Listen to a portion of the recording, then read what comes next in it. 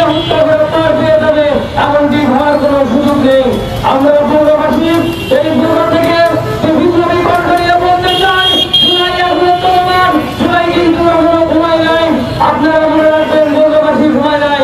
যারা শাকিলকে নির্মমভাবে হত্যা করেছে, জিতু সহ শাকিলের হত্যাকারী যারা অনেকগুলো বাইরে আছে, প্রত্যেককে দ্রুত বিচারের আওতায় আনার জন্য বাংলাদেশের সুপ্রিমের কাছে এবং আমরা বুঝতে পারছি নিহতের পরিবারকে বিভিন্ন জায়গা থেকে হুমকি ধামকি আসছে এবং অনেকজনকে ফোন করার জন্য অনেক বড় বড় নেতারা কাজ করে রাখছে।